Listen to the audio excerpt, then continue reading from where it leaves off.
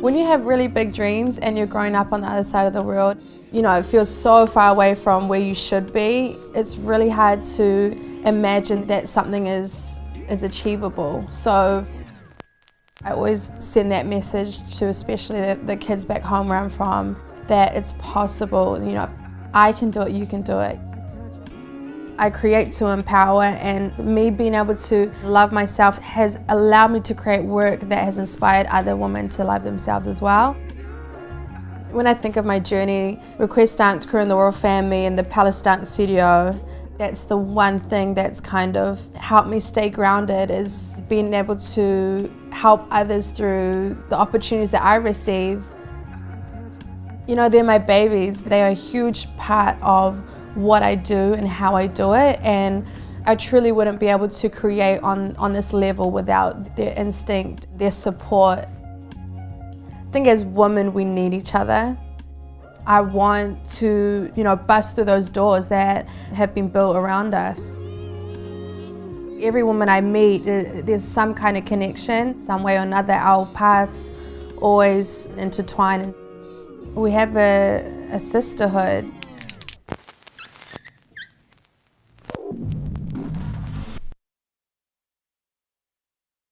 Hello everyone, thank you so much for joining our live Q&A. We are streaming all the way from Los Angeles, California. We are here with the one and only Parris Goebel. It is an absolute honor to be with you. My name is Ide. How are you doing? You're looking amazing. Thanks, girl. I'm good. Feeling good. You are an absolute phenomenon. At 15, you left school, I like to say, to take a leap of faith in your dreams and focus on your dance career. You then went to create a world that did not exist, not only for yourself, but for other people around you. With your Request crew, you took on the world, won, and then worked with some of the biggest names in the industry all over the world. And you continue to inspire and uplift so many more in this new generation. I think that is the most amazing thing. And I don't know, I keep telling you this, and I probably already like worn you out, but to me, just a 15-year-old knowing what they want. In the film, you talk about having big dreams. What was it like to already know what those big dreams were about? How was that for you? I mean, I didn't really know any different, because I feel like as soon as I could walk, I was dancing. So I feel like at a really young age, I knew exactly what I wanted to do, and that I wanted to perform and be on stage and dance. So I feel like it was just in me, like at such a young age, and I was born to do this. So I guess like when you grow up, you understand like you have to dream before you do something. But I think at the time I didn't understand really that I was planting these seeds within me that of the future that I wanted. So I think it was just second nature to me to just to see it, to know that that's what I want to do, and go for it. And I think that's also a reflection of how I was raised and having such supportive parents. It just kind of was, it was in me. It was meant to be. Yeah. In the film, we also see you, some of your early stages, dancing in the garage. Yeah. What kept you inspired? What inspired you during those times? I mean, it's just what I was just passionate about it. It didn't feel like I was I didn't feel like I was hustling or really working hard. It was like I couldn't control it. Like I had to dance every day. I had to find a way to express myself as a young girl. So putting music on in my bedroom and dancing and making up my own moves, even though I didn't know it was called choreographing at the time, I just was like, oh, this is what feels natural to me. And you know, that was just fun for me. I just was having fun. And I think when you have like that feeling at such a young age, you just follow it, and you don't know where it's taking you, but you just do it because you love it. I think was a huge blessing for me. Wow, that's so beautiful. Who helped you, though, believe in yourself so strongly? I feel like you mentioned a little bit of who is in charge of that, but can you talk to us about that, please? Definitely my dad. He's my number one. Big Papa. Big Papa. Yeah, he's my number one, and he definitely, taught me the most important lessons that have kind of defined my work ethic and how I, handle my work and how I, just am as a woman even, I think is thanks to my dad. Again, it's like when you're surrounded by that belief, you kind of don't know any better. So, for me to see him work hard, to see him, make his own business successful, growing up around that, it just taught me, okay, so if I want to be successful at something, I need to work that hard. I need to do that. I need to stay up all night. I need to make sacrifices.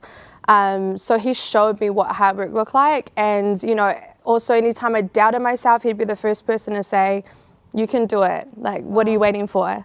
I'm very lucky to have my dad. Extremely. That is such a blessing to have your dad and have your parents that were also very supportive from the beginning.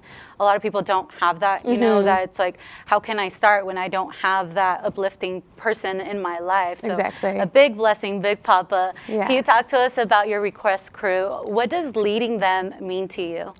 Man, Request, my company is my heart and has literally been the best thing that I've ever done in my career, is starting my own studio and creating a home for other dancers in New Zealand that are passionate and want to work hard towards something and work hard towards their dreams. So that's definitely been the best thing that I've ever done or created. And Request Dance Crew is, it's so full circle because I started that crew when I was like, I want to say 14. Wow. I didn't even know what I was doing, but I just knew I wanted to start a dance crew, and I guess like You Got Served came out, so it was cool to start your own dance crew and all that. So I just was like, let me just start a group and see what happens. And it literally was just like me and my friends' friends. Like I would text my friends like, do you know anyone that likes to dance? Can they come through? Can they pull up? It's so funny when I think about it, because it was so small and kind of, it was just like, it wasn't anything crazy, and we would just perform at like festivals for free, halftime shows for free. Like I just wanted to dance, and I just wanted to kind of start creating. And now see what we've done as a company and know that now the Request Dance Crew girls dance next to Rihanna, next to J-Lo, it's amazing to me. And it's kind of just one of those things, like, nothing great happens overnight. So for me to think it's been like, I'm not going to say how many years, because that'll show how old I am, but to know that putting in the work. I've been putting in the work. So to know like that, it started as something so small, and now it's a gateway for these girls to live their dreams is so beautiful and so important to me. I really love that about you, that you're so selfless. In this industry, a lot of people always have this mentality of it's me, me, me, me, but you always give back and you share that stage with them, and it's important for you. And in the film, you also talk about how they help you stay grounded. Yeah. How do they do that, and why is that important for you? I think just, for me, my country, my people, it's just, those are things that are so important to me. So I think more than anything, being able to give those opportunities to girls, and they're kind of like my daughters in a way, they're a part of my family. So to be able to give them those opportunities and then to have them by my side, it's just like a sense of family. Like when I go to create, to have them with me on these massive jobs, it just keeps me grounded and it keeps me kind of focused, and it's like home. It feels like home to me, and I think sometimes you can get in these, especially in the industry, you can get in these jobs and it feels so scary, and you're under so much pressure, and you have to change things last minute, and you're constantly trying to improve your vision and the artist's vision. So I think when you're under that much pressure, for me to look around and see my girls that I've been training for years, it makes me feel safe. It makes me feel confident in my vision, and I'm just always grateful to have them by my side. Do you remember that first moment that you got to see them on the world stage, and what was that like for you? We've done so much, but I definitely think a really big moment was when the girls got to dance for Rihanna for the first time. think it was the MTV Vanguard Awards. I don't know, that was just really cool for me. It was a cool moment. I'm pretty sure that that's a moment that they'll never forget, because it's like, how can you? It's like you've worked so hard, and then to reach that, and then next to you and because of you as well, and because of themselves too. You also talk a lot about self-love and how important that is to you, but I'm pretty sure you went through some challenges, you know, to get there. What were some of those challenges that you faced? Whew. I mean, so many. I think fear and insecurities get in the way a lot of us, especially us women, being so kind of, we're driven by emotion a lot, and also just like, you know, I don't know, for me, I feel overwhelmed most of the time of just the amount of feelings I feel when it comes to like life and work, and you know, a lot of the times my emotions get the best of me, and then with that comes insecurities as well. So I feel like insecurities has held me back the most, and I think the second I started attacking those and trying to unpack why I feel those things, like, you know, whether it's from bullying as a child, or just, you know, it always stems from somewhere. I think once I started to understand where that comes from, understanding, okay, I'm better than that now. I've outgrown that experience. That's not who I am today. I don't have to be a product of that. Then I feel like started to just understand like that those are just moments like of my past. And now I see myself as a flower, and I've blossomed. And I think it's about understanding those insecurities and trying to work on it every day to, I mean, it's not really getting rid of them, but understanding it, and then kind of just talking to yourself and being like, I'm better than that, I'm stronger than that, and you know, I'm beautiful. Yeah, that's so real. I think a lot of people don't realize that, and I always say, like, the power of the mind is honestly the most amazing thing. And once you get to tap into that, like you said, it's not necessarily getting over it, but being able to acknowledge, hey, this is that. Let me see what it is, so I know how to move forward. Exactly. And I know that this is something that's really important for you as well, is to empower other women and girls through dance. How does that extend also into your community efforts? I mean, I think just naturally in my work, the woman power has always been at the forefront of what I do.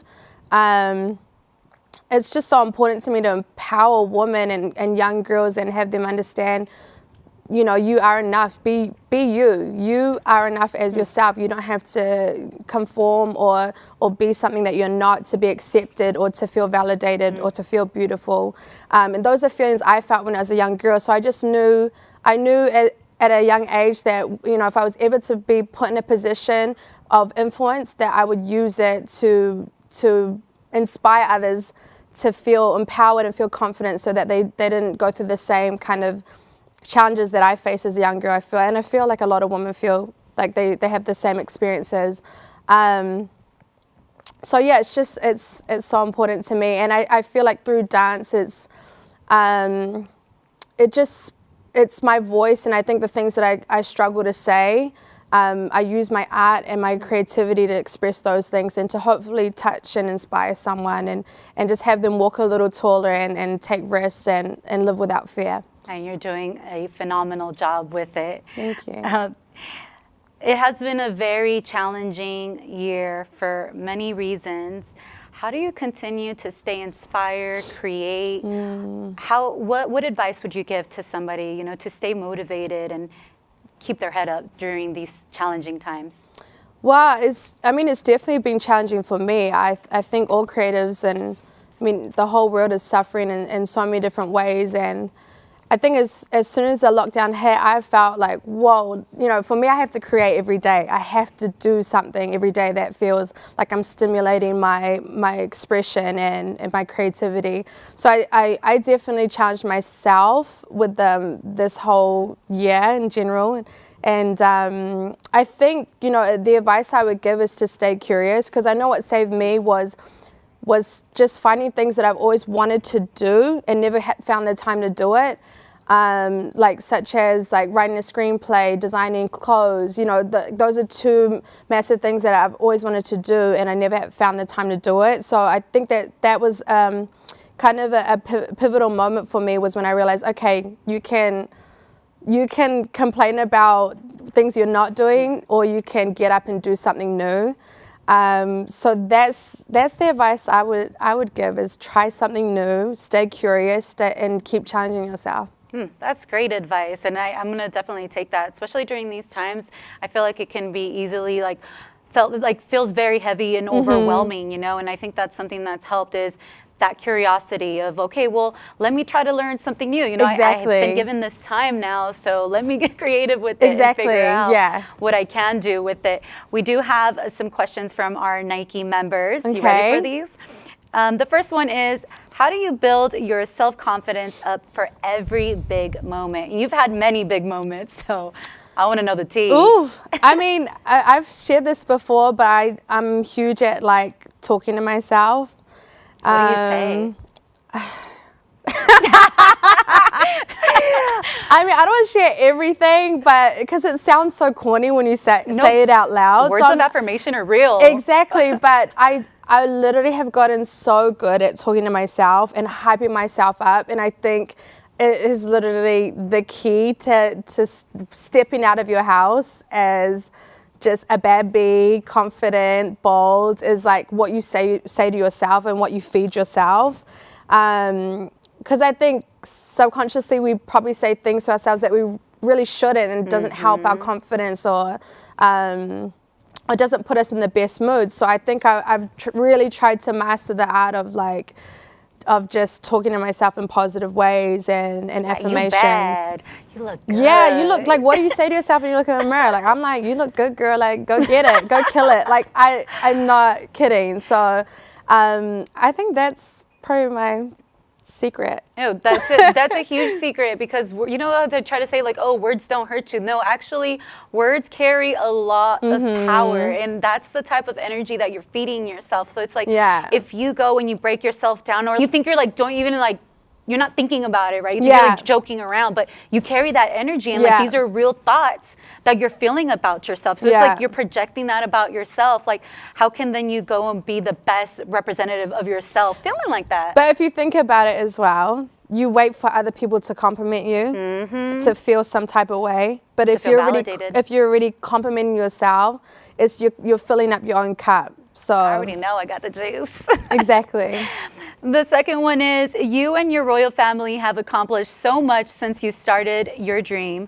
What is your favorite project you worked on so far? Just like in my career in general? I guess so. Okay. I'm going to say my favorite project so far has probably been the Savage show. I'm going to say all three that I've done have definitely been my favorite experiences and projects, and I think just kind of changed how I saw the world and the effect I can have. That's part of a historic moment and a shift in the industry as well. That's amazing. What advice would you give the youth on how to rise above everyday challenges that they are faced with? Oh, that's a great question. I mean, I can't even imagine being a teenager in this day and age, because obviously social media is really consuming us and affecting our mental health of our youth. But I think the advice I would give the youth would be to use social media and technology, you know, for the good, you know, whether it's expressing yourself, whether it's using your voice for change. I see it as an outlet, and I think if the youth can use it, you know, to create opportunities for themselves instead of letting it consume them, I think you can actually create whatever you want. Like, there's no rules, there's no boundaries, and that's actually the beautiful thing about social media, is you can post something, like you could post you dancing, and the next day that, you know, that artist might see you, you might get booked from that artist. Like, you just never know what doors can open from you expressing yourself positively and powerfully on social media.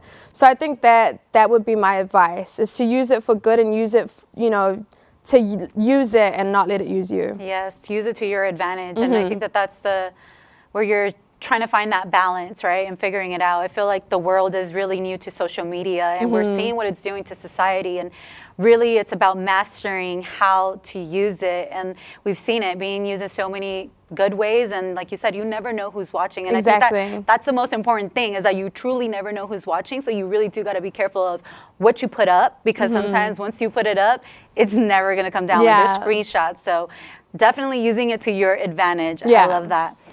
You ready for the quick fire questions? Okay. All right. Your favorite Nikes to dance in? Air Force Ones. Oh, those are good ones. I remember my first pair of Air Force Ones. This girl dropped ketchup. No, stop. Did they hit the laces though? Oh, it hit like the, because you can wipe it if it hit the stitching. Once it hits the stitching, it's over. It was over. It was over. I tried to put bleach on them. There was no reviving them. It was a wrap for those shoes. Your favorite place to visit while on tour? London. Why London? I just have really close friends in London, so I feel like I like performing there, and they come watch the show, and we hang out, and it's just good vibes. Yeah. I like that. I've never been. I need to go next time. You need to go. Your reaction when any of your performances hit 1 million views on YouTube? Period. Expected. Yeah. What is the most challenging routine that you've ever choreographed? I'm going to say the Super Bowl. Why was that super challenging for you? I guess just the scale of it, how many people are tuning in. It's just a lot of pressure. It's a lot of pressure. Was it like really long? And it's live. Was it whatever happens, happens. Was it really long to have to like practice? What was like the hours? We trained for, I want to say we worked on it for about 3 months. 3 months? Yeah. What were your like hours though, like daily? Like what would you say? How many hours are you putting in? 8 hours a day. See, I think that a lot of people see jobs, right? Like, oh, I want to be Parris. I want to do that, and I want to choreograph. But it's like, do you really know the amount of work, and do you have it? Do you have the work ethic? Are you willing to put in the hours to really make this happen? Do you know what it takes? Exactly. And I feel like that's what really propels a Parris from everybody else, because I don't think that everybody's willing to do that. And it's like, everything in this life, I think that you want to become possible, you can attain it. Yeah. But you have to be willing to do the work and put in the hours. Like you have to. And you definitely did. And it took you to a challenging time, but you did it. Yeah. You got it done. All right. The last one is, what is your favorite routine? Ever? Sure. Like that I've done, or? I think that you've done. That I've done.